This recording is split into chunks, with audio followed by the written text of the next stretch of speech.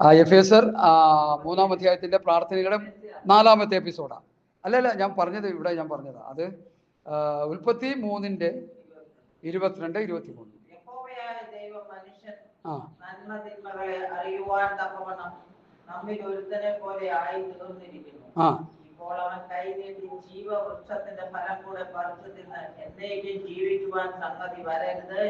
അവിടെ നിൽക്കട്ടെ.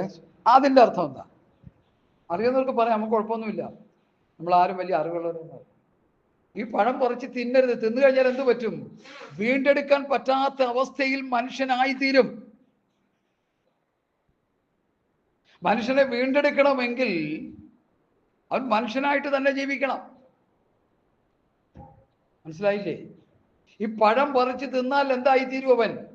അവനെ വീണ്ടെടുക്കാൻ പറ്റാത്ത അവസ്ഥയിൽ അവനായിത്തീരും. അതുകൊണ്ടാണ് പറഞ്ഞത്, ഇപ്പോൾ കൈനീട്ടി ജീവവൃക്ഷത്തിന്റെ ഫലം പറിച്ചു തിന്ന് എന്നേക്കും ജീവിപ്പാൻ, എന്നേക്കും പാപിയായി ജീവിക്കുന്ന അവസ്ഥയിലായിത്തീരും. വീണ്ടെടുക്കാൻ പറ്റത്തില്ല ദൈവത്തിന്. അതുകൊണ്ട് എന്ത് ചെയ്തു?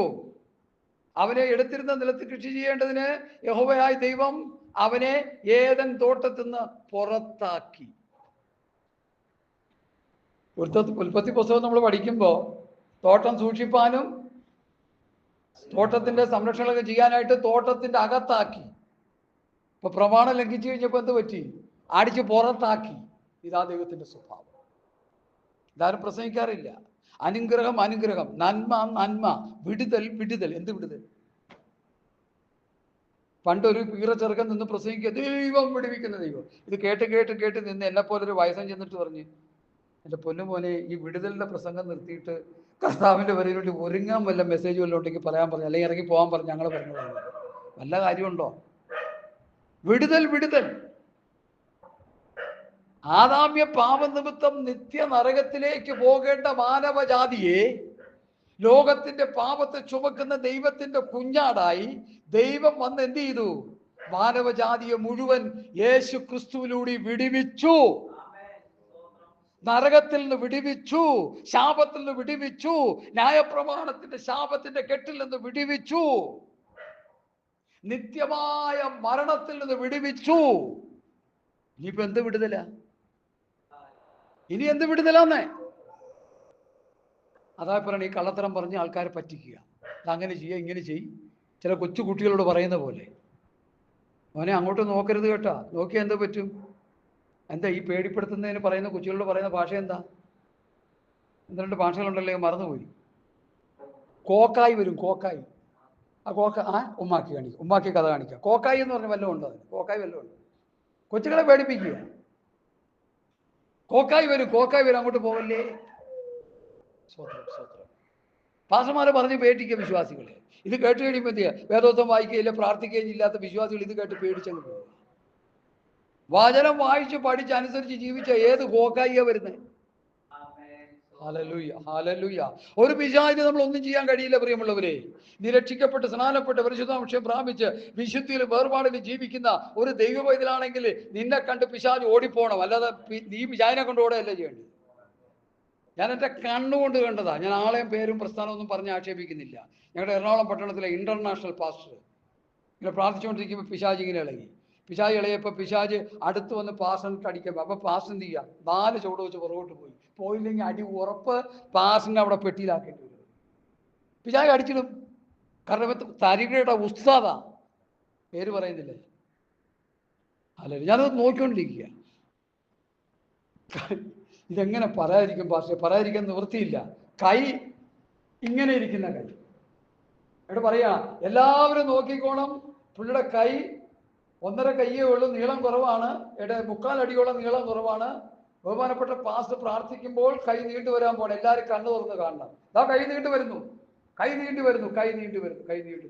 അല്ലേയും വെളിവ് കെട്ട കുറെ വിശ്വാസമുണ്ട്. എല്ലാവർക്കും ഭയങ്കര പാസ്റ്റർ പ്രാർത്ഥിക്കും, കൈ നീണ്ടു വന്നു. പക്ഷേ ഇത് ഞാൻ പൊളിച്ചില്ലെങ്കിൽ വേറെ ആരാ പൊളിക്കേണ്ടത്? ഇത് കണ്ടു കഴിഞ്ഞപ്പോൾ ആ ചർച്ചിലെ പ്രധാന വിശ്വാസിയെ വിളിച്ച് ഞാൻ പറഞ്ഞു, നിങ്ങൾ ഈ പോഷത്തരവും ഈ അവിവേകവും കണ്ടിട്ട് കൈയടിക്കരുത്. ദൈവം നിങ്ങളെ ശിക്ഷിക്കും. ഒരു കാര്യം ചെയ്യും. ഇപ്പൊ ഈ പറഞ്ഞല്ലോ, ചെയ്തല്ലോ. എൻ്റെ പരിചയത്തിൽ എനിക്കൊരു ഡോക്ടറുണ്ട്, ഒരു ഡെന്റിസ്റ്റ്, ഒരു ഡോക്ടറുണ്ട്, കൂട്ടുകാരൻ, പത്തനംതിട്ടക്കാരനാണ്, കോശി എന്ന പേര്, എടപ്പള്ളി ജോലി ചെയ്യുന്നു. ഇത്രയുള്ള കൈ. ഈ കൈ ഇവിടം വരെ, ഇവിടം വരെ ഉള്ളൂ ഈ കൈ. അപ്പൊ ഇങ്ങനെ എടുക്കാൻ പറ്റും. കൈ ഇത്രയേ ഉള്ളൂ, ഇത്രയേ ഉള്ളൂ. ഇപ്പൊ കാണുമ്പോൾ തന്നെ നമുക്കറിയാം പുള്ളി അതിനനുസരിച്ച് ഡ്രസ്സിലൊന്നും ചെയ്തിട്ടില്ല. 1.5 കൈയായിട്ട് നിൽക്കുക. ഹാഫ് കൈ ഷർട്ട് ഇട്ട് കഴിയുമ്പോൾ കൈ ശരിക്ക് 1.5 കൈയേ ഉള്ളൂ എന്നുള്ളത് അറിയാം. അര കൈയേ ഉള്ളൂ എന്നുള്ളത് അറിയാം. ഞാൻ അദ്ദേഹത്തെ കൊണ്ട് അവിടെ വരാം. എടാ, ഞാൻ ഉപദേശിയായിട്ട് വേലം കൊണ്ട് നടന്നിട്ട് എന്താ കാര്യം? ഇവനെയൊക്കെ പിടിച്ചില്ലെങ്കിൽ പിന്നെ ആരാ പിടിക്കുന്നത്? ഞാൻ കൊണ്ടുവരാം, ഉപദേശം അവിടെ കൊണ്ടുവരാം. നിങ്ങൾ ഇവരെ പ്രാർത്ഥിച്ച് ഒന്ന് നീട്ടി തന്നാൽ കട്ടയം പടവും മുടക്കി എൻ്റെ പരിപാടിയൊക്കെ നിർത്തിയിട്ട് ഞാൻ നിങ്ങളുടെ ശിഷ്യനാകാം. ദൈവം അനുവദിക്കും അതിനെ. ദൈവമക്കളെ, അതുകൊണ്ട് ദുരുപദേശം കൊണ്ട് നിറഞ്ഞു കിടക്കുകയാണ് ഇന്നത്തെ ആത്മീയ കോളം. സത്യമായിട്ട് ഞാൻ പറയുക, ഒരാത്മീകനും അനുകരിക്കാൻ കൊള്ളാവുന്ന ഒരു ആത്മീക നേതൃത്വം കേരളക്കരയിലോ ഭാരതത്തിലോ ആഗോള വ്യാപകമായിട്ട് നമുക്ക് കാണാൻ കഴിയുന്നില്ല. സത്യവചനത്തെ യഥാർത്ഥമായി പ്രസംഗിച്ചുകൊണ്ട് ലജ്ജിപ്പാൻ സംഗതിയില്ലാത്ത വേലക്കാരനായി ദൈവത്തിന് കൊള്ളാകുന്നവരായി നിർത്തുന്ന ആരെയും നമുക്ക് കാണാൻ കഴിയുന്നില്ല. ഒരു ചെറിയ ശേഷിപ്പുണ്ട്. ദൈവവചനം ശക്തിയോടെ വ്യവസ്ഥാപിതമായി പറയുന്ന കർത്താവിന്റെ ദാസന്മാർ ചിലരുണ്ട്. ഇവിടെ ചെറിയൊരു ശേഷിപ്പുണ്ട്. റോമാലേഖനം നിങ്ങൾ പഠിച്ചു വരുമ്പോൾ ഒരു ശേഷിപ്പ് എക്കാലത്തുമുണ്ട്. ബാലിന് മുട്ടുമടക്കാത്തൊരു ശേഷിപ്പിനെ ഞാൻ നിനക്ക് വേണ്ടി ഒരുമിച്ച് വെച്ചിരിക്കുന്നു എന്ന് ഏലിയാവിനോട് ദൈവം പറഞ്ഞു. അതുപോലെ എക്കാലത്തും ഒരു ശേഷിപ്പുണ്ട്. ആ ശേഷിപ്പിൽ പാസ്റ്ററെ നിങ്ങൾ പെട്ടുകൊള്ളാം, നമ്മളെല്ലാം പെട്ടുകൊള്ളാം. ഈ കള്ളന്മാരുടെ കൂട്ടം നമ്മൾ ചെന്ന് ചേരരുത്. സുവിശേഷത്തെ വികൃതമാക്കി വികലമാക്കി. ഈ ഇടയ്ക്ക് ഒരു പാസ്റ്റർ പ്രസംഗിച്ചു, 100% ഞാൻ അംഗീകരിക്കുന്നു. നമുക്കെതിരാളികൾ RSSകാരല്ല, BJPക്കാരല്ല, വിശ്വ പ്രവർത്തകരല്ല, ശിവസേനക്കാരല്ല, BJPക്കാരല്ല, മുസ്ലിം തീവ്രവാദികളല്ല, ഹിന്ദു തീവ്രവാദികളല്ല നമുക്കെതിരാളികൾ. നമുക്കെതിരാളികൾ സത്യവചനത്തെ യഥാർത്ഥമായി പ്രസംഗിക്കാതെ അത് കോട്ടിക്കളയുകയും കൂട്ടുചേർക്കുകയും മറിച്ചുകളയുകയും ചെയ്യുന്ന കള്ളപ്രവാചകന്മാരും ദുരുപദേഷ്ടകന്മാരുമാണെന്ന് നമ്മൾ മറന്നു പോകരുത്. അമ്മമ്മ വായിച്ചാട്ടെ 2 പത്രോസിന്റെ ലേഖനം 3-ാം അധ്യായത്തിന്റെ 1 മുതൽ 3 വരെയുള്ള വാക്യങ്ങൾ. ഹല്ലേലൂയ. നമ്മുടെ വിളിയാലുള്ള ആശ ഇന്നതെന്നും നാം ദൈവസഭയ്ക്ക് ഫലം കായ്ക്കേണ്ടവരാ. എങ്ങനെയാ ഫലം കായ്ക്കുന്നത്? സത്യവചനത്തെ യഥാർത്ഥമായി പ്രസംഗിച്ച് ഫലം കായ്ക്കുക. അടുത്ത 2 പത്രോസ് 2-ാം അധ്യായത്തിന്റെ 1 മുതൽ 3 വരെ. ഉണ്ടായിരുന്നു. അത് നമ്മുടെ ഇടയിൽ ഉണ്ടാവുമെന്ന്. അവരുടെ ഇടയിൽ ഉണ്ടായിരുന്നു, നമ്മുടെ ഇടയിൽ ഉണ്ടാവുന്നു. എന്താ മനസ്സിലാക്കാത്ത? അവിടെ നിന്നിട്ട് സജി പാസ്റ്റർ അല്ലെങ്കിൽ നിങ്ങൾ വേറെ ആരെങ്കിലും വായിച്ചേ, അമ്മമ്മയുടെ നിർത്തിക്കോണേ, വായിക്കണേ. യൂദയുടെ ലേഖനം 4-ാം വാക്യം വായിച്ചേ. പാസ് വായിച്ചോട്ടെ. പാസ്റ്റർ അമ്മാമ്മയെ കൂടി തന്നെ വായിച്ചോട്ടെ. യൂദയുടെ ലേഖനം 4-ാം വാക്യം. ഇതൊക്കെ ആത്മാവ് തരുന്ന വാക്യങ്ങളാണ് ഞാൻ വായിക്കാൻ പറയുന്നത്, അല്ല എൻ്റെ. യൂദയുടെ ലേഖനം 4-ാം വാക്യം.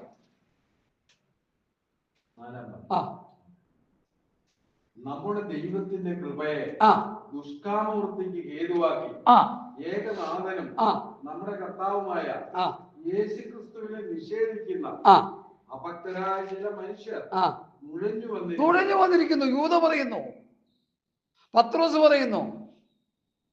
ഇനി ഒരാള് പ്രവൃത്തി പുസ്തകം 20-ാം അധ്യായം എടുക്കാം. പ്രവൃത്തി പുസ്തകം 20-ാം അധ്യായം.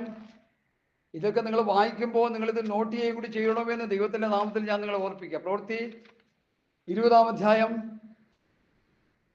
അതിന്റെ 27 മുതൽ വേണമെങ്കിൽ ഞാൻ വായിക്കാം. ദൈവത്തിന്റെ ആലോചന ഒട്ടും മറച്ചു വെക്കാതെ ഞാൻ മുഴുവനും അറിയിച്ചു തന്നിരിക്കുന്നുവല്ലോ. ദൈവത്തിന്റെ ആലോചന ഒട്ടും മറച്ചു വെക്കാതെ ഞാൻ മുഴുവനും അറിയിച്ചു തന്നിരിക്കുന്നുവല്ലോ. ആമേൻ. മുഴുവനും ദൈവത്തിന്റെ ആലോചന പൗലോസ്, പത്രോസ്, യോഹന്നാൻ, യാക്കോബ്, യൂദ ദൈവത്തിന്റെ ആലോചന മുഴുവനും ഈ ലേഖനങ്ങളിലൂടെ നമുക്ക് നൽകി തന്നിട്ടുണ്ട്. അടുത്ത നിങ്ങളെ തന്നെയും സ്വന്തം രക്തത്താൽ സമ്പാദിച്ചിരിക്കുന്ന ദൈവത്തിന്റെ സഭയെ മേയ്പാൻ പരിശുദ്ധാത്മാവ് അധ്യക്ഷരാക്കി വെച്ച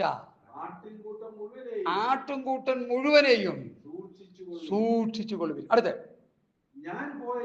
ഞാൻ പോയ ശേഷം ആട്ടിൻകൂട്ടത്തെ ആദരിക്കാത്ത കൊടിയ ചെന്നായ്ക്കൾ നിങ്ങളുടെ കടക്കും എന്ന് ഞാൻ അറിയുന്നു. അടുത്ത ശിഷ്യന്മാരെ തങ്ങളുടെ പിന്നാലെ വലിച്ചു കളയാനായി വിപരീതോപദേശം പ്രസ്താവിക്കുന്ന പുരുഷന്മാർ നിങ്ങളുടെ ഇടയിൽ നിന്ന് എഴുന്നേൽക്കും. അടുത്ത് അതുകൊണ്ട് ഉണർന്നിരിപ്പീൻ.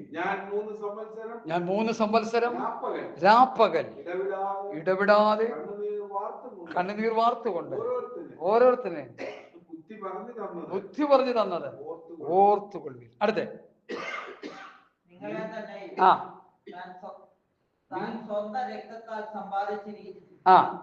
ദൈവത്തിന്റെ സഭയെ മേയ്ക്കുവാൻ നമ്മൾ നേരത്തെ വായിച്ചു. എന്നോട് വായിച്ചോ? പരിശുദ്ധാത്മാവ് നിങ്ങളെ അധ്യക്ഷരാക്കി വെച്ച ആട്ടിൻകൂട്ടം മുഴുവനെയും സൂക്ഷിച്ചുകൊള്ളു. ഇനി അതിന്റെ 32-ാം വാക്യം വായിച്ചാട്ടെ, അതോട് വായിച്ചാൽ മതി. 32 ആ അധ്യായത്തിലെ 32-ാം വാക്യം. നിങ്ങൾക്ക് ആത്മീയ വർധന വരുത്തുവാനും സകല വിശുദ്ധന്മാരോടും കൂടി അവകാശം തരാൻ കഴിയുന്ന ദൈവത്തിലും അവിടുത്തെ കൃപയുടെ വചനത്തിലും ഞാനിപ്പോൾ നിങ്ങളെ ഫലമേൽപ്പിക്കുന്നു. വചനത്തിന്റെ വ്യവസ്ഥയിൽ ദൈവസഭ നിൽക്കട്ടെ. വിപരീത ഉപദേശം പ്രസ്താവിക്കുന്ന പുരുഷന്മാർ എന്ന് പറയുമ്പോൾ ഗലാത്യർ 1:6 മുതലുള്ള വാക്യം കൂടി വായിക്കണം. അപ്പോൾ ആ വാക്യം ഇണവാക്യം കിട്ടുന്നത്. ഒന്ന് വായിച്ചേ, ഗലാത്യർ 1:6 മുതൽ. Hallelujah hallelujah. വിപരീത ഉപദേശം പ്രസ്താവിക്കുന്ന പുരുഷന്മാർ ക്രിസ്തുവിന്റെ കൃപയാൽ നിങ്ങളെ വിളിച്ചവരെ വിട്ട് ഇത്ര വേഗത്തിൽ വേറെ സുവിശേഷത്തിലേക്ക് മറിയുന്ന കൊണ്ട് ആശ്ചര്യപ്പെടുന്നു. വേറെ സുവിശേഷം എന്നല്ല, ചിലർ നിങ്ങളെ കലക്കി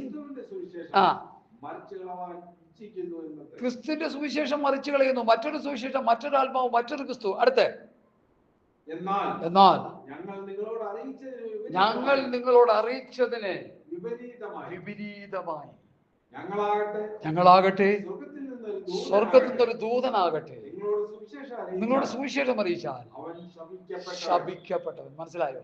അപ്പോസ്തലന്മാർ തരുന്ന ഉപദേശത്തിന് വിപരീതമായി ആരെങ്കിലും സുവിശേഷം പറഞ്ഞാൽ അവൻ ശപിക്കപ്പെട്ടവൻ. നേരത്തെ നമ്മൾ വായിച്ചത് എന്താ? വിപരീത ഉപദേശം പ്രസ്താവിക്കുന്ന പുരുഷന്മാർ നിങ്ങളുടെ എഴുന്നേൽക്കും. ഇവിടെ പൗലോസ് പറയുന്നത് എന്താ? ഞങ്ങൾ നിങ്ങളോട് അറിയിച്ചതിന് വിപരീതമായി. കണ്ടോ വിഷയം വരുന്നുണ്ടോ?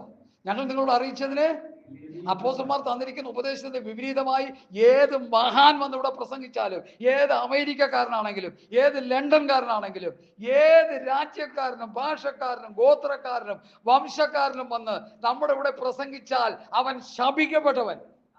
എന്താ കുഴപ്പം പറയാൻ? എന്താ ആർക്കും ധൈര്യമില്ലാത്തത് പറയാൻ? അവരെ വചനം ഏൽപ്പിച്ചിട്ടില്ല പറയാൻ. എന്നെ ഏൽപ്പിച്ചുകൊണ്ട് ഞാൻ പറയുക, അതെന്നെ കൊല്ലട്ടെ. ഈ കൊല്ലു എന്ന് പറയുമ്പോഴേ എനിക്ക് എൻ്റെ ഹൃദയത്തിലൊരു സന്തോഷം വരുന്നത് ഏതാ? സത്യവചനം പറഞ്ഞ കർത്താവിൻ്റെ ശിഷ്യന്മാരെ പൂമാല കൊടുത്ത് സന്തോഷിപ്പിക്കുകയായിരുന്നു ചെയ്ത്. അവരെന്ത് ചെയ്തു? പാസ്റ്ററെ വെട്ടിക്കൊന്നു, കഴുത്ത് വെട്ടിക്കൊന്നു. പത്രോസിനും അതിനെ ക്രൂശിക്കാൻ പോകുന്നു. ക്രൂശിച്ചോളാൻ പറഞ്ഞു. ഒരു റിക്വസ്റ്റ്, എന്താണ്? തലകീടായി ക്രൂശിച്ചോളാൻ പറഞ്ഞു. സ്വർഗത്തിന്റെ സിംഹാസനം ഭൂമിന്റെ, അപ്പൊ കാൽപാദം ചുംബിച്ച് ഞാൻ മരിച്ചോളാന്ന് പറഞ്ഞ് പത്രോസ് ഏൽപ്പിച്ചു കൊടുത്തു എന്ന ചരിത്രം ജോസീഫസ് പറയുന്നത്. മറ്റവരൊക്കെ തലവെട്ടി.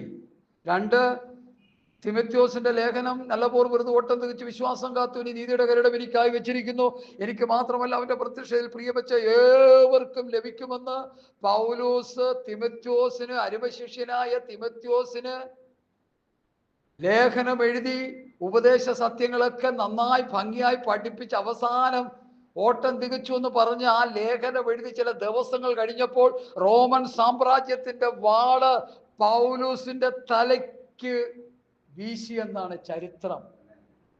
ആ ദാസനെ രക്തസാക്ഷിയായി അല്ലെങ്കിൽ വെട്ടിക്കൊന്നു. മരിക്കുന്നതിന് മുൻപ് ദൈവസഭയ്ക്ക് കൊടുക്കാനുള്ളതെല്ലാം എഴുതി വെച്ചു. അതാണ് നമ്മൾ വായിച്ചത് പ്രവൃത്തി 20:27. ദൈവത്തിന്റെ ആലോചന ഒട്ടും മറച്ചു വയ്ക്കാതെ മുഴുവനും അറിയിച്ചു തന്നു. ദൈവത്തിന്റെ ആലോചന ഒട്ടും മറച്ചു വയ്ക്കാതെ മുഴുവനും അറിയിച്ചു തന്നു. പ്രവാചകന്മാരുടെ പിറകെ പോകുന്ന പെന്തക്കോസ്തുകാരെ, ഇതാ ദൈവത്തിന്റെ ആലോചന അപ്പോസ്തലൻ മുഴുവൻ അറിയിച്ചു തന്നിരിക്കുക. തന്റെ 14 ലേഖനങ്ങളിലുണ്ട്. മാത്രമല്ല പത്രോസിന്റെ ലേഖനം, യോഹന്നാന്റെ ലേഖനം, യാക്കോബിന്റെ ലേഖനം, യൂദയുടെ ലേഖനം, പ്രവൃത്തി പുസ്തകം, ഞങ്ങൾ വാക്കിനാലോ ലേഖനത്താലോ തന്ന പ്രമാണങ്ങളിൽ മുഴുവൻ കിടപ്പുണ്ട് ദൈവസഭയുടെ ഉപദേശം. അവർ അപ്പോസ്തലന്മാരുടെ ഉപദേശം കേട്ടുകൂട്ടായി മരിച്ചു അപ്പം നുറുക്കി പ്രാർത്ഥന കഴിച്ചും പോന്നു. പുതിയ നിയമസഭയുടെ ആദ്യത്തെ ഗ്രൂപ്പാണ് പ്രവൃത്തി 2 രൂപം കൊണ്ട സഭ. അവർ കേട്ട ഉപദേശം കാഹളം ധ്വനിച്ച് കർത്താവിന്റെ സഭ ചേർക്കപ്പെടുന്നത് വരെ എല്ലാ സഭകളും ആ ഉപദേശം കേൾക്കണം. സാമ്പാസിന്റെ നിർബന്ധമല്ല, സ്വർഗത്തിലെ ദൈവത്തിന്റെ കൽപ്പന ഞാൻ വിളിച്ചു പറയാം. കേട്ടേ പറ്റൂ. എന്നാലേ സ്വർഗത്തിൽ പോകാൻ പറ്റുള്ളൂ. ഇല്ലെങ്കിലോ ഒരു ഗ്യാരണ്ടി ഇല്ല. ഇപ്പൊ നേരത്തെ പറഞ്ഞ പോലെ 10 കഴിയുമ്പോൾ പേർ വിളിക്കുന്ന നേരം കാണുമെന്ന് പാടി പാസ്റ്റർമാർ കവറും മേടിച്ചോണ്ട് പോകും. ആള് നരകത്തിൽ പോയി കിടന്ന് ഊളിയിടും. മനസ്സിലായോ? ഇത് ചങ്കിന് വേദന ഉള്ളതുകൊണ്ട് പറയുക. കാരണം നമ്പർ 1 ജോലി ഉണ്ടായിരുന്നു, കളഞ്ഞിട്ട് സുവിശേഷ വേലയ്ക്ക് വേണ്ടി ഇറങ്ങി. ഇവിടെ വന്നപ്പോൾ ഇവിടെ ഗുസ്തിയ സർക്കസ് നടത്തുക എല്ലാവരും. അപ്പൊ കർത്താവിനോട് പറഞ്ഞു നോക്കാൻ പറഞ്ഞു, എല്ലാവരോടും നേരിട്ടോ അല്ലാതെയോ യൂട്യൂബിലോ വാട്സപ്പിലോ ഒക്കെ പറഞ്ഞേക്ക്, ധൈര്യമായിട്ട് പറഞ്ഞു. നീ വചനം പിടിച്ച് പറഞ്ഞോ. ഇവിടെ എന്താ നടക്കുന്നേ? കർത്താവിന് വിറ്റ് തന്നെയല്ലേ? സങ്കടം, ദുഃഖകരം, വേദനാജനകം. ഞാൻ ചോദിക്കട്ടെ, ഞാൻ നേരത്തെ പറഞ്ഞല്ലോ, RSSകാരും BJPക്കാരും വിശ്വഹിന്ദു പരിഷത്തുകാരും അന്യമതസ്ഥരും അന്യ ആശയക്കാരല്ല നമുക്ക് ശത്രുക്കൾ. നമ്മുടെ ഇടയിൽ നിന്ന് എഴുന്നേറ്റ ദുരുപദേഷ്ടകന്മാർ, കള്ളപ്രവാചകന്മാർ, അവരാണ് നമ്മുടെ പുതിയ നിയമസഭയുടെ ശത്രുക്കൾ. അവർ ജനത്തെ ദൈവവചനത്തിന്റെ വ്യവസ്ഥയിൽ നിന്ന് തെറ്റിച്ച്, ദൈവത്തിന്റെ ആലോചനയിൽ നിന്ന് തെറ്റിച്ച് നിത്യമായ നരകാഗ്നിയിലേക്ക് തള്ളിക്കളയാ. ആര് രക്ഷിക്കും? ഇവിടെ സജിപാസ്റ്റിന് ധൈര്യമുണ്ടോ ആത്മാവിൽ എഴുന്നേറ്റ് പ്രസംഗിച്ചോ? നിയോഗം കൊണ്ട് പ്രാർത്ഥിക്കാം. എന്താണെന്ന് എനിക്കറിയത്തില്ല. ദൈവത്തിന്റെ ആത്മാവ് നിങ്ങളെ ശക്തീകരിക്കും. അതിനുവേണ്ടി നിങ്ങൾ സ്വന്തം ദൈവത്തിന് സമർപ്പിച്ചു കൊടുത്തോ. കർത്താവേ, ദാസനെ ഏൽപ്പിക്കുന്നു. സത്യവചനം ശക്തിയോടെ വിളിച്ചു പറയുക. ആത്മാവിന്റെ നിയോഗവും ആത്മാവിന്റെ ശക്തിയും തിരുവുകളും വരകളും അനുഗ്രഹങ്ങളും എല്ലാം നൽകി അവരുടെ ദാസനെ അനുഗ്രഹിക്കാം. യേശുവിന്റെ നാമത്തിൽ. പറയാൻ ആളില്ല ഇവിടെ. ഇത് പറയാൻ ആളില്ല. ചക്രവാക്കും മുഖസ്തുതിയും പറഞ്ഞ് ആൾക്കാർ ജനത്തിന്റെ ഹൃദയം വഞ്ചിച്ചു കളയുക. വായിച്ചാട്ടമ്മാമേ, റോമാലേഖനം 16-ാം അധ്യായത്തിന്റെ 17 മുതലുള്ള വാക്യങ്ങൾ വായിച്ചാട്ടെ. ഞാൻ പെട്ടെന്ന് നിർത്തിക്കോളാം. ഒരു 10 മിനിറ്റ് കൂടിയേ ഉള്ളൂ, സമയം തീർന്നു. ഹല്ലേലൂയ. സ്തോത്രം.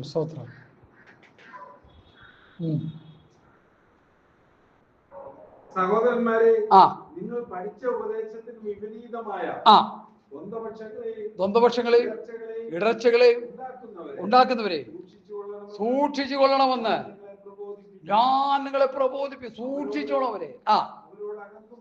അവരോട് അകന്നു മാറുവേ. അങ്ങനെയുള്ളവർ ക്രിസ്തുവിനെയല്ല,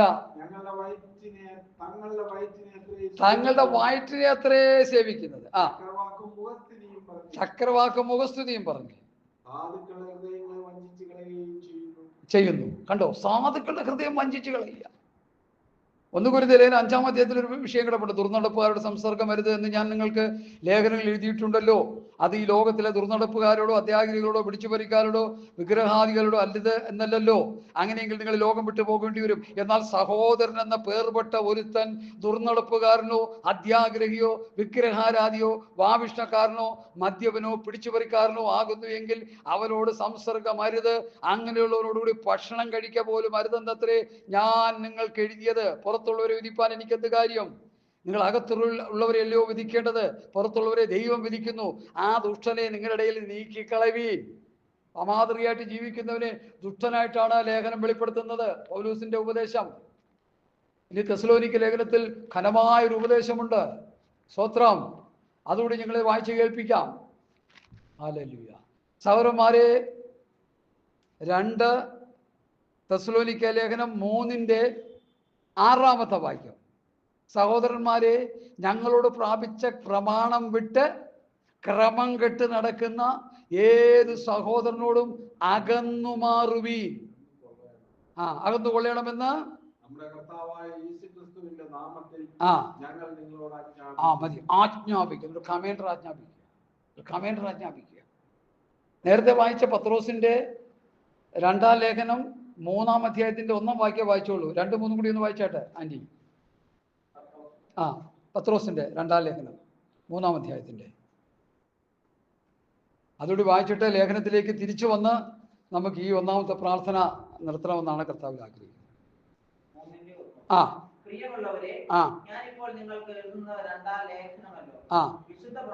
അല്ല 2-ന്റെ 1 മുതൽ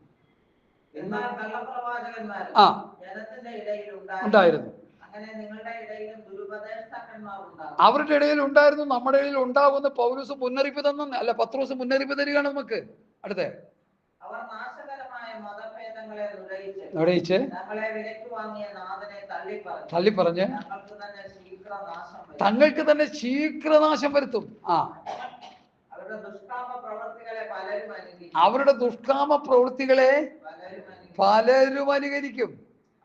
അവർ നിമിത്തം സത്യമാർഗം ദുഷിക്കപ്പെടും. ന്യൂ ജനറേഷൻ പാസ്റ്റർമാർ നിമിത്തം സത്യമാർഗം ദുഷിക്കപ്പെട്ടുകൊണ്ടിരിക്കുക. വചനത്തിന്റെ സത്യത്തിൽ നിന്ന് അവർ ജനത്തെ അകറ്റിക്കൊണ്ടിരിക്കുക. കള്ളപ്രവചനങ്ങളും മോഹന വാഗ്ദാനങ്ങളും. ഞാൻ ഒരിക്കലും കണ്ടുകൊണ്ടിരിക്കുക ഒരു പ്രോഗ്രാം. ഒരു പാവം പിടിച്ചൊരു സഹോദരി, ഒരു പ്രവാചകൻ പറയാ, കള്ളപ്രവാചകൻ ദൂത് പറയുക, അമ്മാമ്മേ ഞാനൊരു ടയർ കാണുന്നു, ടയർ. അപ്പൊ പുള്ളിക്കാരി ഇങ്ങനെ അന്തിച്ചിരിക്കുക, ടയറോ? ഇവിടെ പുള്ളി നേരത്തെ കാര്യങ്ങളൊക്കെ ചോദിച്ചു മനസ്സിട്ടായി പറയുന്നത്. അച്ഛൻ എന്താ ജോലി, ചേട്ടൻ എന്താ ജോലി? ടയർ കച്ചവടമാണ്. ടയർ കച്ചവടം, റിപ്പയർ ചെയ്യുന്ന ടയറെ. ഈ കേടാകുന്ന മാറ്റി പഴയ ടയർ ഇട്ട് കൊടുക്കുക. പിന്നെ ഈ പഴയ ടയറിന് വേണ്ടി ഒരാൾക്കാർ വരുമ്പോൾ ആ പഴയ ടയർ സ്റ്റോക്ക് ചെയ്ത് വെച്ചേക്കണൊക്കെ വിറ്റ് കാശടിക്കുക, പുട്ടടിക്കുക, നല്ല വിലയ്ക്ക്. ഇതൊക്കെയാണ് ബിസിനസ്. അപ്പോൾ ടയർ കാണുന്നു. അപ്പം ടയർ കച്ചവടം ആച്ചാൻ ചോദിക്കും. ശരി. അപ്പോൾ ദൂത് ശരിയായില്ലേ? പ്രവചനം ശരിയായില്ലേ? അപ്പം ഞാൻ പറഞ്ഞു, ഈ ടയർ കാണണ്ട, നീ ഒരു കഷ്ണം കയറ് കാണുക. എൻ്റെ കള്ളപ്രവാചക തൂങ്ങിച്ചാകതിൽ പോയി ടയർ കാണുന്നു. ഈ വചനമെടുത്ത് ഞാൻ ചോദിക്കട്ടെ, ഞാൻ നിങ്ങളുടെ കൽപ്പിച്ചതൊക്കെയും പ്രമാണിപ്പാൻ കൊണ്ട് ഉപദേശിച്ചുകൊണ്ട് സകല ജാതികളെയും ശിഷ്യരാക്കിക്കൊള്ളുവിനെന്ന് മത്തായി 28:20 കർത്താവിന്റെ ശിഷ്യന്മാരോട് പറഞ്ഞത് ശിഷ്യന്മാർ ചെയ്തോ? ഇന്നത്തെ ശിഷ്യന്മാർ എന്താ അത് ചെയ്യാത്ത? അവർ ടയർ കാണുന്നു, വീട് കാണുന്നു, പ്ലെയിൻ കാണുന്നു. പിന്നെ ഒരാൾ പറഞ്ഞു ഒരു പാസ്പോർട്ട് ഇങ്ങനെ കാണുന്നു. പിന്നെ വേറൊരു പ്രവചനം കേൾക്കണോ? സിസ്റ്റർക്ക് വേണ്ടി ഞാൻ പ്രാർത്ഥിച്ചുകൊണ്ടിരുന്നപ്പോൾ വെള്ള കോട്ടിട്ട് സിറിഞ്ചുമായിട്ട് ഇങ്ങനെ നിൽക്കുന്ന കാണുന്നു. ഇത് വിദേശ രാജ്യത്ത് പ്രവചനം. ഇതൊക്കെ ഇന്ന് പൊളിച്ച് ദൂരെ കളയാൻ പോവാ. അപ്പൊ അതിന്റെ അർത്ഥം എവിടെ പോകാൻ പോവാ? UK നേഴ്സായിട്ട് പോകാൻ പോവാ. അത് നടന്ന സംഭവം. അത് വേറൊരു പാസ് പറഞ്ഞതാ. അവസാനം അത് കിടന്ന് ഇല്ലാത്ത കാശ് മുഴുവൻ കൊടുത്ത് BSc നേഴ്സിങ്ങിന് പഠിപ്പിച്ചിട്ട് അതിന് ജോലിയും കിട്ടിയില്ല. അവസാനം അത് തൂങ്ങിച്ചാകാൻ പോയപ്പോൾ ഇവിടെ നിന്ന് പാസ്റ്ററും വിശ്വാസികളെല്ലാം കൂടി അവിടെ ചെന്ന് അനുനയിപ്പിച്ച് ഇവിടെ നാട്ടിക്കൊണ്ടുവന്നു. അതിപ്പോ ഒരു പരുവത്തിലായി കിടക്കുക. സഹോദരി, ചാകാത്തത് മഹാഭാഗ്യമാണ്. എന്ത് ആവശ്യം ഇതിനെ? അവരോട് ദൈവവചനം പറഞ്ഞ് അവരെ ജീവിപ്പിക്കുക, ഒരു ആത്മീയമായി ഉറത്തി ജീവിപ്പിച്ച് ദൈവവചന വസ്തുപ്രകാരം ജീവിച്ച് അവർ പ്രാർത്ഥിച്ചു കഴിയുമ്പോൾ ദൈവം അവർക്ക് ഓരോ ഭാവി കൊടുക്കില്ലേ? നമ്മൾ പറയേണ്ട കാര്യമുണ്ടോ? അതെ, നമ്മളാണ് അവർക്ക് ജോലി കൊടുക്കുന്നത്, നമ്മളാണ് അവരുടെ കാര്യം ക്രമീകരിക്കുന്നത്. സ്വർഗത്തിലെ ദൈവമല്ലേ അവരെ ചെയ്യുന്നത്? ഒരു കുഞ്ഞ് പ്രാർത്ഥിക്കുമ്പോൾ, ഒരു സഹോദരൻ ഒരു സഹോദരി ഒരു മകൾ പ്രാർത്ഥിക്കുമ്പോൾ അവരുടെ ആവശ്യം കർത്താവ് നിറവേറ്റി കൊടുക്കത്തില്ലേ? അങ്ങനെയല്ലേ പറഞ്ഞ് എന്ത് തിന്നെ എന്ത് കുടിക്കുമെന്ന് വിചാരപ്പെടണ്ട, ആദ്യം എൻ്റെ രാജ്യനീതി അന്വേഷിച്ച് നിങ്ങൾക്കെല്ലാം കിട്ടുമെന്നല്ലേ പറഞ്ഞത്? കർത്താവിൽ പ്രാർത്ഥിച്ചാൽ കിട്ടാത്ത കാര്യങ്ങൾ വല്ലതും ഉണ്ടോ? കർത്താവ് കൊടുക്കുമല്ലോ. അത് കർത്താവിന്റെ സമയത്ത് കൊടുക്കുമല്ലോ. ഈ കള്ളപ്രവാചകന്മാരുടെ അടുക്ക പോയി കാശും കൊടുത്ത്, ഇല്ലാത്ത കാശ് മേടിച്ചു കൊടുത്ത്, പ്രവാചകർ കൊടുത്ത കാശ് കൊടുക്കാൻ കഴിയാതെ ഇന്നും കടം കിടക്കുന്ന എത്ര ആൾക്കാരുണ്ടെന്നറിയാമോ? നിങ്ങൾക്കറിയാമോ? ഞാനൊരിക്കൽ ഒരു ദിവസം സഭയിൽ ചെന്നപ്പോൾ വചനം പ്രസംഗിക്കാനായിട്ട് പാസ്റ്ററിനെ വിളിച്ചു, മെയിൻ ശുശ്രൂഷകനായിട്ട്. എനിക്ക് മുമ്പേ ഒരു കള്ളപ്രവാചകി, ഒടുക്കത്തെ പ്രവചനം. ഞാൻ ഇതുപോലെ ഇരിക്കുക, ഞാൻ ഇങ്ങനെ വെച്ചോണ്ടിരിക്കുക, കർത്താവേ സ്തോത്രം സ്തോത്രം, ഒരു കാരണവശാൽ ഈ പിശാചിന്റെ തലയിൽ തൊട്ട് പ്രാർത്ഥിക്കല്ലേ കർത്താവേ എന്ന് പറഞ്ഞ് ഞാനും പ്രാർത്ഥിച്ചു. പിശാചെന്ന് ആര് പറഞ്ഞു? ഈ കള്ളപ്രവാചിയെ ഞാൻ പറഞ്ഞ ഒരു കുഴപ്പമില്ല, ദൈവം എന്നെ ഒന്നും ശിക്ഷിക്കാൻ പോകും. എനിക്കറിയാം അത് ദുരാത്മാവാണെന്ന്. അതുകൊണ്ടാണ് പ്രാർത്ഥിച്ചുകൊണ്ടിങ്ങനെ ഇരിക്കുക. പ്രാർത്ഥിച്ചിങ്ങനെ ഇരുന്ന് കഴിഞ്ഞിട്ട് ഈ പ്രവചനം എല്ലാം കഴിഞ്ഞ് കറക്കിക്കുത്തെല്ലാം കഴിഞ്ഞ്, കറക്കിക്കുത്തെന്നാണ് ഞാനിത് പറഞ്ഞു, കറക്കിക്കുത്തറിയാമല്ലോ. എല്ലാം കഴിഞ്ഞിട്ട് പുള്ളിക്കാരി ഒരു മൂലയിൽ പോയിരുന്നു. അതൊരു ഇപ്പോൾ സാമ്പാർസുണ്ട്, അല്പസമയം വചനം സംസാരിച്ചു. ഞാൻ വചനോട് പ്രവചനത്തേക്കാൾ പൊളിച്ചു. കാര്യം എൻ്റെ ശുശ്രൂഷയല്ലേ ഇത്. പൊളിച്ചെല്ലാം കഴിഞ്ഞപ്പോൾ പുള്ളിക്കാരി അവിടെ ഇരുന്ന് അങ്ങ് ആകെ വിയർത്ത് കുളിച്ച് അവസാനം ഞാനിങ്ങനെ ഇരിക്കുക, എൻ്റെ മുമ്പിൽ വന്നിട്ട് ഇങ്ങനെ മുട്ടിമേ നിൽക്കുക. എനിക്ക് വേണ്ടി പ്രാർത്ഥിക്കണം. നമ്മൾ എന്ത് പറ്റി? അപ്പം എന്ത് പറ്റി? ഇത്രയും നേരം എല്ലാവരെയും പ്രവചിച്ചും ആകാശത്ത് കൊണ്ടുവന്ന് എത്തിച്ചാൽ നിങ്ങളിപ്പോൾ ഈ പ്രാർത്ഥിക്കാൻ വന്ന് കടം കയറി മുടിഞ്ഞു കിടക്കേണ്ടി വരും. മനസ്സിലായോ? ഇതുപോലെ 100 അനുഭവങ്ങളുണ്ട് എൻ്റെ ഈ 50-55 വർഷത്തെ ക്രിസ്ത്യ ജീവിതത്തിനിടയിൽ. ചുമ്മാ പറയല്ല. അതുകൊണ്ട് പ്രിയമുള്ളവരെ, നമ്മൾ ആരും വഞ്ചിക്കപ്പെട്ടു പോകരുത്. നമുക്ക് ജീവിക്കാനുള്ള പ്രമാണം, നല്ല വ്യക്തമായ കൃത്യമായ പ്രമാണം സത്യവേദ പുസ്തകം നമുക്ക് തരുന്നുണ്ട്. അതങ്ങോട്ട് അനുസരിച്ച് ജീവിക്ക്. ഞങ്ങൾ വാക്കിനാലോ ലേഖനത്താലോ തന്ന പ്രമാണങ്ങളെ മുറുകെ പിടിച്ചുകൊള്ളുക. 1 തിമോഥെയോസ് 6-ാം അധ്യായത്തിൽ 2 പ്രാവശ്യം പൗലോസ് പറയുന്നുണ്ട്, നിത്യജീവനെ മുറുകെ പിടിച്ചുകൊള്ളുക. ഈ നിത്യജീവനെ മുറുകെ പിടിച്ചുകൊള്ളുക എന്ന് പറഞ്ഞതിൻ്റെ അർത്ഥം നമുക്ക് തന്നിരിക്കുന്ന ഉപദേശങ്ങളെ, പ്രമാണങ്ങളെ മുറുകെ പിടിച്ചുകൊള്ളുക എന്നതാണ് അതുകൊണ്ട് വിവക്ഷിക്കുന്നത്. ചുമ്മാ ഈ കള്ളപ്രവചനങ്ങൾ കേട്ട്, ഈ ദുരുപദേഷ്ടങ്ങളെല്ലാം കേട്ട് നമ്മുടെ ക്യാപ്റ്റൻ ഷമുൽ ജീവിച്ചിരുന്നപ്പോൾ അദ്ദേഹം ശക്തിയോടെ പറയുമായിരുന്നു പ്രവാചകന്മാർക്കെതിരെ. സജി പാസ്റ്റർ, നമുക്കറിയാം ഇവിടെ വരുന്ന സജി പാസ്റ്റർ ശക്തിയോടെ പറയും പ്രവചനങ്ങൾക്കെതിരെ, കള്ളപ്രവചനങ്ങൾക്കെതിരെ. ഞങ്ങളൊക്കെ ഒട്ടും മോശമല്ല അതിലൊക്കെ പറയാൻ. കാരണം നമ്മൾ പറഞ്ഞാൽ ഇത് ജനം കേൾക്കത്തുള്ളൂ, മനസ്സിലാക്കത്തുള്ളൂ. മനസ്സിലാക്കിയിട്ട് പോയാൽ നമുക്ക് രക്ഷപ്പെടാം. നമ്മൾ വിട്ടുപോയ വിഷയം എവിടെ നിന്നാണെന്നറിയാമോ? അവൻ്റെ അവകാശത്തിൻ്റെ മഹിമാദനം. എന്താണ് ആ മഹിമാദനം? ദൈവത്തിൻ്റെ തേജസ്സിനാൽ നിറയപ്പെട്ട അനുഭവം. നമ്മുടെ അവകാശം ക്ഷയം, വാട്ടം, മാലിന്യമില്ലാത്ത നല്ലൊരു അവകാശത്തിനായി നമ്മെ വീണ്ടും ജനിപ്പിച്ചിരിക്കുന്നു. യേശു ക്രിസ്തുവിൻ്റെ തേജസ് പ്രാപിക്കുവാനാണ് ദൈവം നമ്മെ വിളിച്ചത്. ഹല്ലേലൂയ. പ്രിയമുള്ളവരെ, നാം ഇന്നതാകും ഇതുവരെ പ്രത്യക്ഷമായില്ല. അവൻ പ്രത്യക്ഷനാകുമ്പോൾ അവനെ താൻ ഇരിക്കുന്നത് പോലെ തന്നെ കാണുന്നതാകൊണ്ട് അവനോട് സദൃശ്യന്മാരാകും. തേജോരൂപനായ ദൈവപുത്രനോട് സാദൃശ്യം പ്രാപിക്കത്തക്ക ഒരു രൂപാന്തര ശരീരത്തിന് വേണ്ടിയാണ് കർത്താവ് നമ്മെ രക്ഷയിലേക്ക് നടത്തിയത്, നമ്മളെ വിളിച്ചത്, നമ്മെ തെരഞ്ഞെടുത്തത്, നമ്മളെ ദത്തെടുത്തത്, നമ്മളെ വിലയ്ക്ക് വാങ്ങിയത്. അത് യേശുക്രിസ്തു വരുമ്പോൾ യേശുക്രിസ്തുവിന് കിട്ടിയിരിക്കുന്ന തേജസ്സിന്റെ ശരീരം നമുക്ക് കിട്ടും. തേജസ്സിന്റെ, അതാണ് ഞാൻ പറഞ്ഞ കൊലോസിലെ 2 കൊരിന്ത്യർ ലേഖനം 4-ാം അധ്യായത്തിന്റെ 16 മുതലുള്ള വാക്യങ്ങൾ വായിക്കുമ്പോൾ, പുറമെയുള്ള മനുഷ്യൻ ക്ഷയിച്ചു പോകുന്നെങ്കിൽ അകമെയുള്ള നാൾക്ക് നാൾ പുതുക്കം പ്രാപിക്കുന്നു. അത് കഴിഞ്ഞിട്ട് അടുത്ത വാക്യം പെട്ടെന്ന് വായിച്ചേ. പുതുക്കം പ്രാപിക്കുന്നു. പിന്നെ 2 കൊരിന്ത്യർ 4:16 മനോഹരമായൊരു വാക്യമാണ്. 2 കൊരിന്ത്യർ ലേഖനം. അതുകൊണ്ട് ഞങ്ങൾ അധൈര്യപ്പെടാതെ എങ്കിലും പുതുക്കം പ്രാപിക്കും. അടുത്ത നോടി നേരത്തേക്കുള്ള ഞങ്ങളുടെ ലഘുവായ കഷ്ടം. ഇതാ നൊടി നേരം, ലഘു നേരത്തേക്കുള്ള ലഘുവായ കഷ്ടം അത്യന്തം അനവധിയായ തേജസ്സിന്റെ നിത്യഘനം, എറ്റേണൽ വെയിറ്റ് ഓഫ് ഗ്ലോറി. പാപം ചെയ്തപ്പോൾ ആദാം നഷ്ടപ്പെടുത്തിയ തേജസ് ദൈവപുത്രനായ യേശു ക്രിസ്തുവിലൂടെ നമുക്ക് തിരിച്ചു ലഭിക്കുകയാണ്. തേജസ്സിന്റെ നിത്യഘനം ഞങ്ങൾക്ക് കിട്ടുവാൻ ഹേതുവാകുന്നു. അടുത്ത കാണുന്നതിനെയല്ല, കാണാത്തതിനെ എത്ര ഞങ്ങൾ നോക്കി. ഈ കാണുന്ന, ഈ ഭൂമി കാണുന്ന എല്ലാം തീ കൊണ്ട് ബന്ധുപോകും. ഈ ഭൂമി കാണുന്നതെല്ലാം തീ കൊണ്ട് ബന്ധുപോകും. നമ്മുടെ ആക്ഷരിക കണ്ണുകൊണ്ട് കാണുന്നത് മുഴുവൻ വെന്തമരും ദൈവമക്കളെ. അടുത്ത കാണുന്നത് താൽക്കാലികം, കാണാത്തതോ നിത്യം. ഇനി റോമർ 8:18 വായിച്ചാൽ 1-2 വാക്യങ്ങൾ വായിച്ച് പെട്ടെന്ന് നിർത്താം. സ്തോത്രം, സമയം പോയി. Hallelujah, hallelujah. റോമർ 8:18 മുതൽ ഞാൻ വായിക്കണോ? ഞാൻ വായിച്ച ഇപ്പൊ അങ്ങോട്ട് വായിക്കും. തേജസ്, നമ്മിൽ വെളിപ്പെടാനൊരു തേജസ് ഉണ്ട്. ആ തേജസ് വിചാരിക്കുമ്പോഴാണ് ഈ കാലത്തിലെ കഷ്ടങ്ങൾ സാരമില്ലെന്നുള്ളത് എണ്ണുന്നു. സൃഷ്ടി ദൈവപുത്രന്മാരെ അതായത് ഈ ഭൂമി കാണുന്ന സൃഷ്ടി, മരം, ജാലങ്ങൾ, കന്നുകാലി, മൃഗം എല്ലാം നമ്മുടെ നമുക്ക് കിട്ടുന്ന രൂപാന്തരത്തിന് വേണ്ടി അവർ കാത്തിരിക്കുക. നമുക്ക് രൂപാന്തരം കിട്ടി നമ്മളെ ചേർത്തതിന് ശേഷം അവർക്കൊരു റിലീസ് ഉണ്ടെന്ന പുസ്തകം കാത്തിരിക്കുന്നു. നശിച്ചു പോകുന്ന അവസ്ഥയിൽ നിന്ന് അവർക്കൊരു വിടുതലും. അപ്പൊ നമുക്ക് തേജസ്സിന്റെ അനുഭവം കിട്ടാൻ വേണ്ടി അവരും നോക്കിയിരിക്കുക. പ്രാപിക്കും ആശയോടെ മായയ്ക്ക് കീഴ്പ്പെട്ടിരിക്കുന്നു. അടുത്ത മനഃപൂർവമായിട്ടല്ല, കൽപ്പന നിമിത്തം അത്രേ. അടുത്ത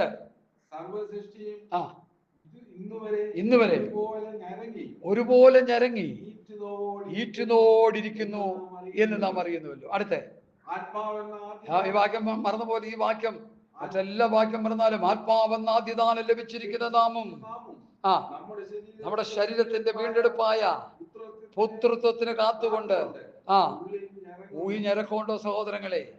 കർത്താവിന്റെ ദാസന്മാരെ ഈ ഞരക്കം നമുക്കുണ്ടോ? എന്ത് തിന്നും എന്ത് കുടിക്കും എന്നുള്ള ഞരക്കമല്ല, നാളെയെ കുറിച്ചുള്ള ഞരക്കമാണ് നമുക്കുള്ളത്. എന്നാൽ പൗലോസ് കൂടെ പറയുന്നത്, ആത്മാവെന്ന ആദ്യദാനം ലഭിച്ചിരിക്കുന്ന നാം നമ്മുടെ ശരീരത്തിന്റെ വീണ്ടെടുപ്പായ പുത്രത്വത്തിന് കാത്തുകൊണ്ട് ഉള്ളിൽ ഞരങ്ങുന്നു എന്നാണ്. യേശു ക്രിസ്തു വന്നിട്ട് ഒരു രൂപാന്തര ശരീരം പ്രാപിച്ച് ദൈവപുത്രനായ യേശു ക്രിസ്തുവിന് തതുല്യമായ ഒരു രൂപാന്തര ശരീരം, കഷ്ടതയില്ലാത്ത, കണ്ണുനീരില്ലാത്ത, ദുഃഖമില്ലാത്ത, മുറവിളിയില്ലാത്ത, അവസാനത്തെ ഒടുക്കത്തെ ശത്രുവായ മരണം നീങ്ങിപ്പോത്തക്ക നിലയിൽ ഒരു രൂപാന്തര ശരീരം എന്ന് കിട്ടുമെന്ന് ആത്മാവിൽ ഞരങ്ങിക്കൊണ്ടിരിക്കണം ദൈവമക്കൾ. അതാണോ നമുക്കുള്ളത്? ആത്മാവെന്ന ആദ്യദാനം ലഭിച്ചിരിക്കുന്ന നാമം ശരീരത്തിന്റെ വീണ്ടെടുപ്പായ പുത്രത്വത്തിന് കാത്തുകൊണ്ട് ഉള്ളിൽ ഞരങ്ങിക്കൊണ്ടിരിക്കും. ആ ഞരക്കം കർത്താവിന്റെ വരവരെയും മരണം വരെയും എന്നെനിക്ക് കിട്ടും രൂപാന്തര ശരീരം, എന്ന് കർത്താവ് വരും, എന്ന് കർത്താവ് വന്ന് ആ രൂപാന്തര ശരീരം തരും. പ്രിയമുള്ളവരെ, ദൂരെ പ്രത്യക്ഷമായില്ല.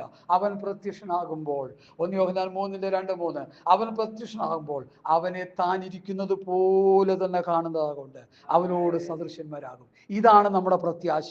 പെന്തക്കോസ്ത് സമൂഹമേ, ഇതായിരിക്കണം നമ്മുടെ പ്രത്യാശ. മറ്റതിലൊന്നും നമ്മൾ പ്രത്യാശ വെക്കരുത്. ഇന്നത്തെ ക്രൈസ്തവ ഗോളങ്ങളിൽ ഇങ്ങനെയുള്ള പഠിപ്പിക്കലുകളോ ഇങ്ങനെയുള്ള ക്ലാസ്സുകളോ ഒന്നും നമുക്ക് കാണാൻ കഴിയുന്നില്ല. അനുഗ്രഹിക്കും, വിടിവിക്കും. എന്തനുഗ്രഹിക്കും, എന്ത് വിടിവിക്കും?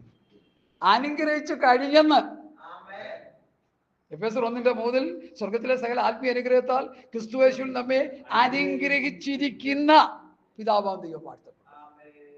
അനുഗ്രഹം എന്താണെന്ന് പറഞ്ഞു കൊടുക്കുക പാസ്റ്റർമാർ. അതാണ് പാസ്റ്റർമാരുടെ ഡ്യൂട്ടി. എഫേസ്യ ലേഖനത്തിൽ വന്നിട്ട് ഞാൻ കൺക്ലൂഷൻ ചെയ്യാൻ പോവുക. Hallelujah, hallelujah. വിശുദ്ധന്മാരിൽ അവന്റെ അവകാശത്തിന്റെ മഹിമാതനം ഇന്നതെന്നും അവന്റെ ബലത്തിൻ വല്ലഭത്വത്തിന്റെ വ്യാപാരത്താൽ വിശ്വസിക്കുന്ന നമുക്ക് വേണ്ടി വ്യാപരിക്കുന്ന അവന്റെ ശക്തിയുടെ അളവറ്റ വലിപ്പം.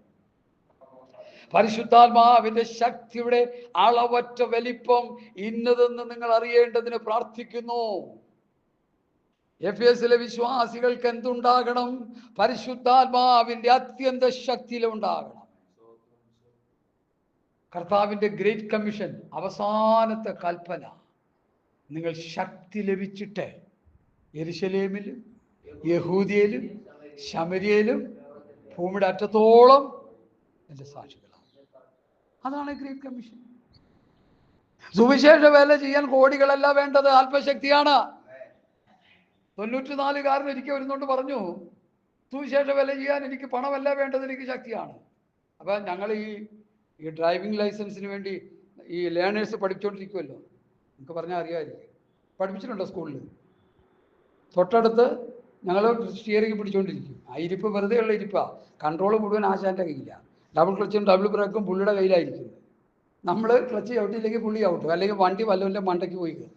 ബ്രേക്ക് ചവിട്ടിയില്ലെങ്കിൽ പുള്ളി ഔട്ട്. അങ്ങനെ പഠിച്ചുകൊണ്ടിരിക്കുന്ന കാലഘട്ടത്തിൽ ഞാൻ നിങ്ങളുടെ ഉപദേഷ്ടാവ് പറയുകയാണ്, സുവിശേഷം ചെയ്യാനുള്ള പണമല്ല വേണ്ടത്, ശക്തിയാണ് വേണ്ടത്, ആത്മശക്തിയാണ് വേണ്ടത്, ദൈവകൃപയാണ് വേണ്ടത്, ദൈവവചനത്തിന്റെ ജ്ഞാനമാണ് വേണ്ടത്. ഞങ്ങൾക്ക് മനസ്സിലായി. കാലത്തിന്റെ കടന്നുപോക്കിൽ അത് മനസ്സിലായി. ഞങ്ങൾ തിരുത്തി ദൈവസന്നിധിയിൽ പ്രാർത്ഥിക്കാൻ തുടങ്ങി. കർത്താവേ, ആത്മശക്തി വേണം, ദൈവകൃപ വേണം, ആത്മാവിന്റെ നിറവ് വേണം, വിവേചനാത്മാവ് വേണം, വചനത്തിന്റെ പരിജ്ഞാനം വേണം, സകല വചനത്തിലും പരിജ്ഞാനത്തിലും സമ്പന്നരാകാൻ കൃപ തരണം. അങ്ങനെ പ്രാർത്ഥിച്ചു കഴിഞ്ഞപ്പോൾ ഒരു എള്ളോളം കിട്ടി. അതാ ഈ പറഞ്ഞുകൊണ്ടിരിക്കുന്നത്. ഒരു ഇമ്മിണി കിട്ടി, ഒരു ശകലം. അതുകൊണ്ടാണ് ഈ ഓടി നടക്കുന്നത്. ഹല്ലേലൂയ. അതുകൊണ്ട് നമുക്കൊന്നുകൂടി അത് പറഞ്ഞിട്ട് ഞാനങ്ങ് പ്രാർത്ഥിക്കാം. എൻ്റെ പ്രാർത്ഥനയിൽ നിങ്ങളെ ഓർത്തും കൊണ്ട് നമ്മുടെ കർത്താവായ യേശുക്രിസ്തുവിൻ്റെ ദൈവവും മഹത്വമുള്ള പിതാവുമായവൻ നിങ്ങൾക്ക് തന്നെക്കുറിച്ചുള്ള പരിജ്ഞാനത്തിൽ ജ്ഞാനത്തിൻ്റെയും വെളിപ്പാടിൻ്റെയും ആത്മാവിനെ തരണം. നിങ്ങളുടെ ഹൃദയദൃഷ്ടി പ്രകാശിക്കണം. അവൻ്റെ വിളിയാലുള്ള ആശ ഇന്നതെന്ന്, വിശുദ്ധന്മാരിൽ അവൻ്റെ അവകാശത്തിൻ്റെ മഹിമാതനം ഇന്നതെന്നും അവൻ്റെ ബലത്തിൻ വല്ലഭത്വത്തിൻ്റെ വ്യാപാരത്താൽ വിശ്വസിക്കുന്ന നമുക്ക് വേണ്ടി വ്യാപരിക്കുന്ന അവൻ്റെ ശക്തിയുടെ അളവറ്റ വലിപ്പം ഇന്നതൊന്നും അറിയേണ്ടതിന് പ്രാർത്ഥിക്കുന്നു. 7 നോസ്, 7 കാര്യങ്ങളാണ് ഈ പ്രാർത്ഥനയിൽ ഉള്ളടക്കം ചെയ്തിരിക്കുന്നത്.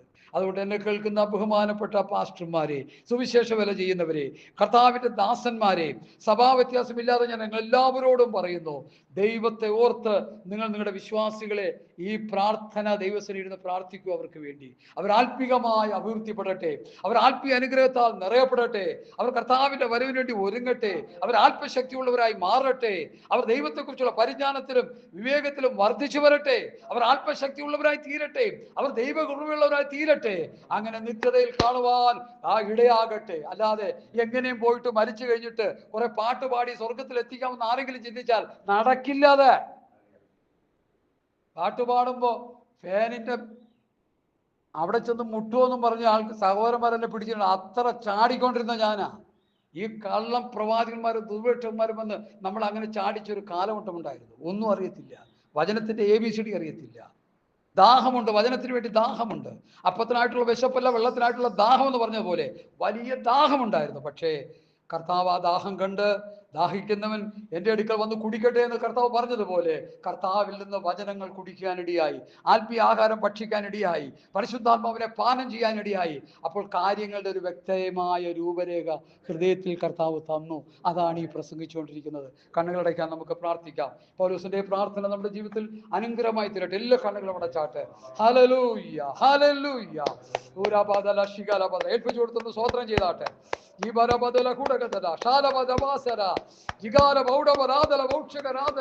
കർത്താവ് വരാൻ നേരമായി, കാഹളം ധരിക്കാൻ നേരമായി. കണ്ടിടും കണ്ടിടും പ്രിയനെ ഞാൻ കണ്ടിടും, അന്യനല്ല സ്വന്ത കണ്ണ തന്റെ മുഖം കണ്ടിടോ. കണ്ടിടോ കണ്ടിടോ പ്രിയനെ ഞാൻ കണ്ടിടോ, അന്യനല്ല സ്വന്ത കണ്ണ തന്റെ മുഖം കണ്ടിടോ. യേശുവേ മണാളനേ പ്രത്യാശ ചന്ദ്രദീപമേ, യേശുവേ മണാളനേ പ്രത്യാശ ചന്ദ്രദീപമേ. എന്നാശ ഒന്നു മാത്രമേ, നിന്നെ കാണും വാൻവിൻ തേജത്തിൽ. എന്നാശ ഒന്നു മാത്രമേ, നിന്നെ കാണും വാൻവിൻ തേജത്തിൽ. ഹല്ലേലൂയ. യുരബാദല ഭാഷാന്തല